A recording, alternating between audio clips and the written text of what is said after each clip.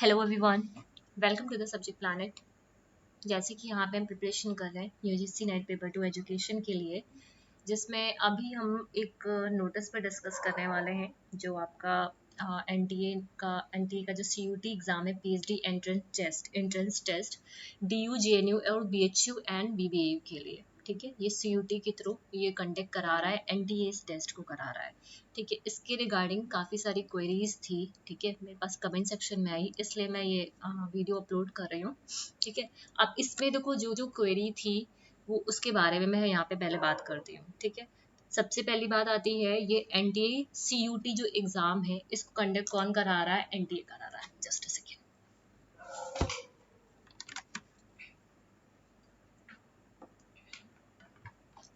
इस एग्जाम को कंडक्ट कौन करा रहा है? एनटीए करा रहा है ना। CUET common university entrance test है ये। ठीक है, पहली बात। ठीक, दूसरी बात यहाँ पे ये आती है आपकी कि जो लर्नर्स हैं उनका ये पूछना था कि ये साल में क्या 2 बार आता है? ठीक है, या फिर साल में 1 बार आता है? देखो, बेसिकली जो पहले होता था, जो भी आपकी पीएचडी एंट्रेंस टेस्ट होते थे, लाइक जैसे बीएचयू का मान लो, तो बीएचयू का क्या होता था? एक आरईटी होता था और एक आरईटी एग्जेम्प्टेड है। ठीक है, आरईटी एग्जेम्प्टेड है, ऐसे ही सभी यूनिवर्सिटी का होता है।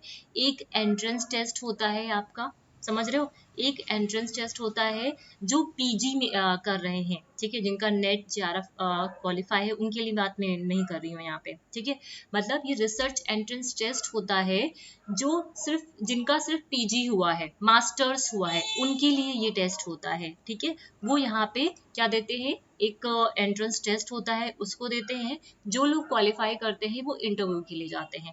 उसके अलावा एक जो भी यूनिवर्सिटी है एक और फॉर्म निकालती है, वो होता है रेड एग्जेम्प्टेड का, है ना। रेड एग्जेम्प्टेड का यहाँ पे क्या होता है आपका कि जो जिनका भी नेट जेआरएफ हुआ है, ठीक है, नेट जेआरएफ जिनका भी हुआ है उनके लिए ये फॉर्म आते हैं, जहाँ पे वो डायरेक्टली सिर्फ इंटरव्यू के लिए जाते हैं। ठीक है, वहां पे सिर्फ आपको अपनी सिनॉप्सिस लेके जाना है और आपका इंटरव्यू होता है। ठीक है, तो ये बेसिकली ऐसा ही होता था सभी यूनिवर्सिटीज के लिए। ठीक है, सभी यूनिवर्सिटीज अपने दो दो बार फॉर्म निकालती हैं।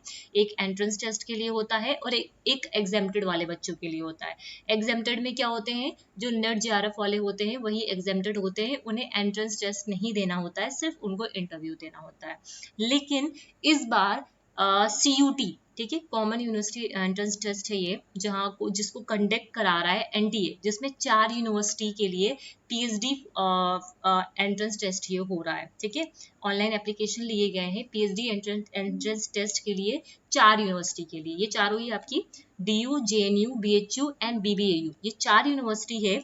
इसमें अगर आपको अप्लाई करना है, ठीक है, उसके लिए ये एग्जाम है। ठीक है, जिसमें क्या होगा? आपका कंप्यूटर बेस्ड टेस्ट होगा। देखो, ये जो चारों यूनिवर्सिटी हैं इसमें जो नेट जिनका नेट जेआरएफ हो रखा हुआ है वो भी फॉर्म भरेंगे, जिनका नेट जेआरएफ नहीं हो रखा है वो भी फॉर्म भरेंगे यहाँ पे। ठीक है, समझ रहे हो? अगर आपका नेट जेआरएफ हो रखा है तब भी आपको फॉर्म भरना है, तब भी आपको एंट्रेंस टेस्ट देना है। अगर आपका नहीं हुआ है तब भी आपको एंट्रेंस टेस्ट देना, मतलब ओवरऑल आपको एक यहाँ पे एंट्रेंस टेस्ट देना ही पड़ेगा। ठीक है, देना ही पड़ेगा। उम्मीद करती हूँ जिन लोगों को इन यूनिवर्सिटीज में एडमिशन लेना था उन लोगों ने फॉर्म को फिल कर लिया होगा।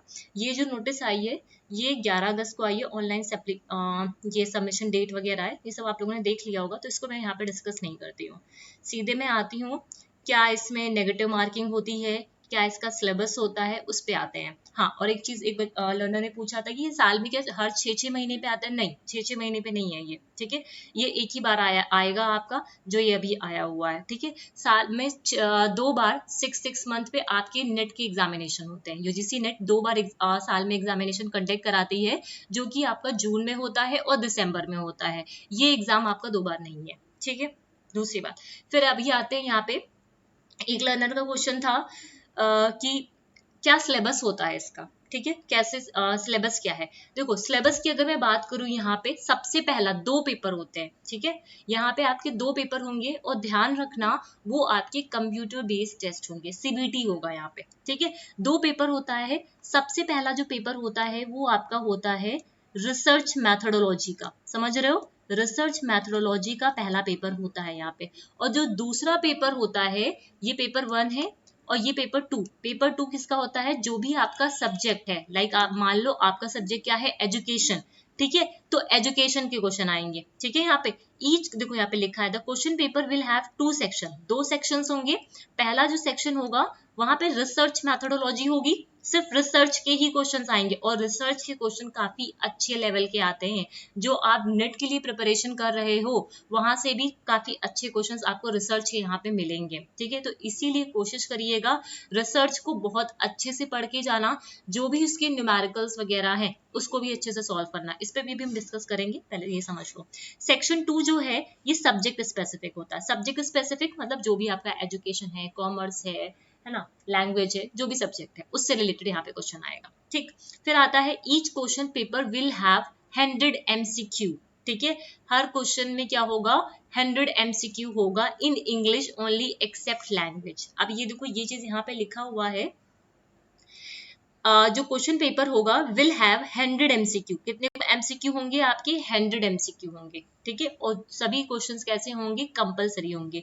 ड्यूरेशन ऑफ एग्जामिनेशन क्या है आपका, 3 घंटे का, 3 घंटे मतलब 180 मिनट्स का आपका पेपर होगा।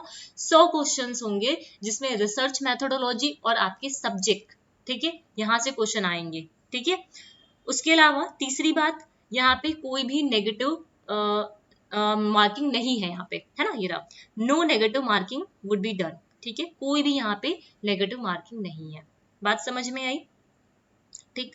तो ये चीज समझ में आ गया ना कि क्या सिलेबस होता है, ये साल में कितनी बार होता है, साल में 2 बार नहीं होता है, जो जिस भी लर्नर का ये क्वेश्चन था उसके लिए है, ठीक है। उसके अलावा एक चीज यहाँ पे, इससे पहले की जो नोटिस थी वहां पे आया था कि जो मोड ऑफ लैंग्वेज मतलब आपका जो एग्जामिनेशन होगा उसका मीडियम क्या होगा। तो पहले जब जो पहली नोटिस आई थी वहां पे ये चीज लिखी हुई थी, जो मीडियम ऑफ टेस्ट होगा, ठीक है, लैंग्वेज उसका सिर्फ इंग्लिश ही रहेगा, ठीक है, सिर्फ इंग्लिश ही रहेगा। लेकिन बाद में इसको फिर से चेंज किया गया और ये चीज बोली गई यहाँ पे, subject in common section commerce, finance, art and culture, humanities would be bilingual. मतलब अगर आपके subject commerce, finance, art, culture, humanities के अंदर आते हैं तो वहां पे जो मीडियम होगा लैंग्वेज का वो आपका बाइलिंगुअल होगा, हिंदी और इंग्लिश। जैसे नेट का आप लोग एग्जाम देते हो वहां पे देखते हो नहीं, हिंदी और इंग्लिश दोनों ही लैंग्वेज आती है ना,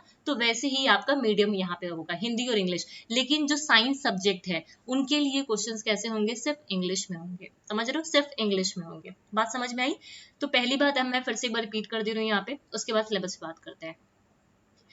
कि पहली बात यहाँ पे कि ये यहाँ पे 4 यूनिवर्सिटीज इसके अंदर आती हैं जिसके लिए एनटी पीएचडी एंट्रेंस टेस्ट करा रहा है, DU, JNU, BHU and BBAU. मैं बता दूं यहाँ पे जेएनयू में आपकी एजुकेशन सीट नहीं है, आपने फॉर्म भरा होगा तो वहां पे देखा भी होगा, ठीक है। सिर्फ आपके पास डीयू, बीएचयू एंड बीबीएयू में ही सीट्स हैं अवेलेबल आपके लिए एजुकेशन के लिए, ठीक। दूसरी बात यहाँ पे ये साल में एक ही बार होता है, ठीक है, एक ही बार आया है अभी इस बार, ठीक है। तीसरी बात यहाँ पे क्या है कि जो लैंग्वेज होगा मीडियम, ठीक है, जो मीडियम होगा वो बाइलिंगुअल रहेगा एक्सेप्ट साइंस सब्जेक्ट।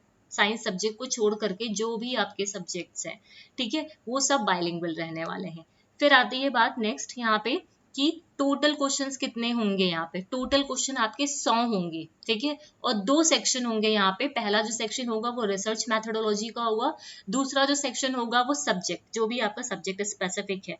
3 घंटे का ये पेपर रहेगा, 180 मिनट, जिसमें कोई भी नेगेटिव मार्किंग नहीं है, ठीक है, कोई भी नेगेटिव मार्किंग नहीं है। आखिरी बात ये है यहाँ पे कि अगर आपको लग रहा हो कि अगर ये एंट्रेंस जो टेस्ट है ना, इसको आपने क्वालिफाई कर लिया, ठीक है, उसके बाद आपको उस यूनिवर्सिटी में एडमिशन मिल ही जाएगा, तो ऐसा नहीं है, ठीक है।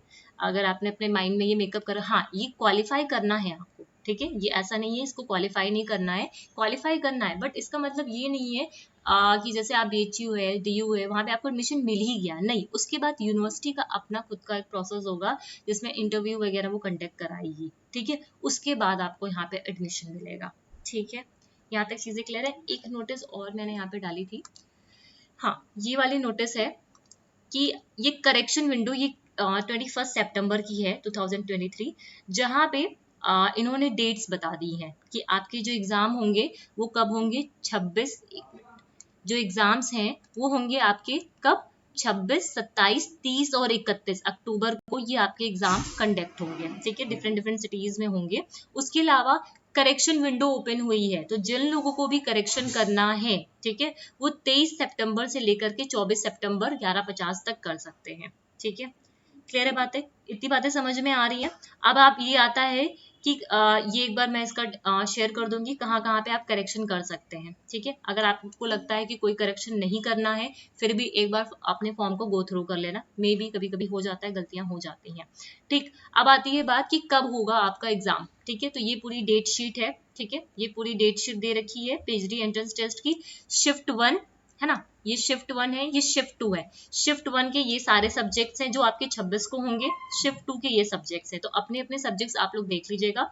शिफ्ट 1 में एजुकेशन की अगर मैं बात करूं तो आपका 26 को ये पेपर होगा, 26 अक्टूबर को होगा ये पेपर। ठीक है, उसके अलावा और भी जितने भी सब्जेक्ट है, 27 का शिफ्ट 1 और शिफ्ट 2 के पेपर दे रखे हुए हैं, ऐसे दे रखे हुए हैं। ठीक है, तो अपने अकॉर्डिंग आप अपने सब्जेक्ट्स को यहाँ पे देख सकते हैं। ठीक है, मैंने टेलीग्राम पे शेयर भी कर दिया ये नोटिस। ठीक है, अभी बात आती है यहाँ पे सिलेबस की। देखो, मैं अगर सिलेबस की यहाँ पे बात करूं, सिलेबस की यहाँ पे अगर मैं बात करूं तो जैसे रिसर्च मेथोडोलॉजी है, पहला क्या है आपका यहाँ पे, रिसर्च मेथोडोलॉजी है ना, क्या है, रिसर्च मेथोडोलॉजी। इसके लिए देखो, जैसे आप लोग जैसे एजुकेशन के जो बच्चे हैं उनको यूनिट 6 जो है उनका वो रिसर्च का ही है, रिसर्च मेथोडोलॉजी। उसमें मोस्टली आपका रिसर्च का काफी सारा कंटेंट कवर हो जाएगा, मोस्टली कंटेंट कवर हो जाएगा। ठीक है, ऐसा नहीं कि नहीं कवर होगा। ठीक, लेकिन आपको देखो एनटीए में क्या होता है कि बहुत वहाँ पे न्यूमेरिकल्स नहीं इतने पूछे जाते। ठीक है, इतने न्यूमेरिकल्स नहीं है। लेकिन जब आप बीएचयू के जैसे पेपर वगैरह सॉल्व करोगे पीएचडी वाले, या फिर डिफरेंट डिफरेंट जो पीएचडी के पहले के पेपर हो रखे हुए हैं उनको देखोगे, तो वहाँ पे आप ये चीज देखोगे कि वहाँ पे आपसे न्यूमेरिकल भी पूछे जाते हैं। तो न्यूमेरिकल्स पे भी ध्यान देना। ठीक है, ये नहीं रिसर्च में खाली कंटेंट कंटेंट पढ़ लिया, नहीं, उसके जो न्यूमेरिकल्स हैं, ठीक है, उसके जो फॉर्मूले हैं, फॉर्मूले से क्वेश्चंस आते हैं। ठीक है, उन फॉर्मूले से रिलेटेड जो न्यूमेरिकल्स होते हैं वहां से क्वेश्चंस आते हैं। ठीक, तो ये रिसर्च मेथोडोलॉजी आप अपने कंटेंट से ही प्रिपेयर कर सकते हो। ठीक है, यूनिट 6 जो है उसका मैंने डिटेल में वीडियो भी बनाया हुआ है, और मैंने वहां पे न्यूमेरिकल्स को भी सॉल्व कराया हुआ है। आप डिटेल वाला जो सेशन है उसी को देखिएगा, वहां पे न्यूमेरिकल्स को मैंने सॉल्व कराया हुआ है। ठीक है, यूनिट 6 का। उसके अलावा रिसर्च मेथोडोलॉजी की के लिए दूसरी चीज क्या कर सकते हो, मैंने बेस्ट एंड कैन की है ना, काफी अच्छी बुक है रिसर्च की, आप लोग पढ़िएगा उसको, उसका पीडीएफ, और उसके अलावा 2-3 बुक और है रिसर्च की, अच्छी अच्छी बुक्स हैं जिसमें मतलब भर का कंटेंट आपको मिलेगा। मैंने भी जो भी कंटेंट बनाया है उन्हीं बुक से बनाया हुआ है, तो आपको मतलब भर का कंटेंट उस बुक से मिल जाएगा। तो उस बुक को आप रीड भी कर सकते हो। ठीक है, लिखने की जरूरत नहीं है, आप उसको रीड करो।